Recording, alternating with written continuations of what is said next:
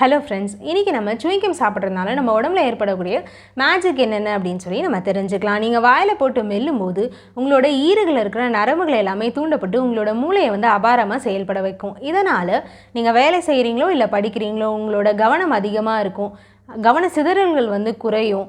நீங்கள் என்ன வேலை செஞ்சாலுமே உங்களோட ஓவரால் கான்சன்ட்ரேஷன் வந்து அதிகரிக்கும்.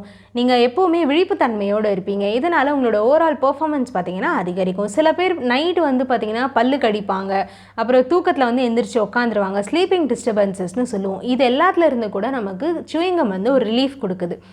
கூடவே பார்த்திங்கன்னா நம்மளோட கார்டிசால்னு சொல்லக்கூடிய ஸ்ட்ரெஸ் ஹார்மோன் இது வந்து குறைக்கும். ஸோ நம்மளோட கோபம், வெறுப்பு, ஸ்ட்ரெஸ்ஸு இது எல்லாத்தையும் கம்மி பண்ணுறதுக்கு நம்மளோட சுவிங்கம் வந்து ரொம்பவே உதவி செய்யும்.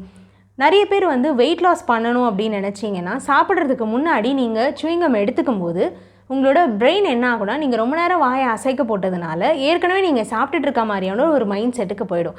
அதனால் நீங்கள் எடுத்துக்கக்கூடிய உணவு பார்த்திங்கன்னா அளவு வந்து கம்மியாயிடும் ஆட்டோமேட்டிக்காக. ஏன்னா உங்களுக்கு வயிறு ஃபுல்லான மாதிரி ஒரு ஃபீல் வந்து இது மட்டும் இல்லாமல் சைடு எஃபெக்ட்ஸ் அப்படின்னு இந்த சுவிங்கமோடது பார்த்தோன்னா நமக்கு வயிறு பிரச்சனைகள் வரலாம்.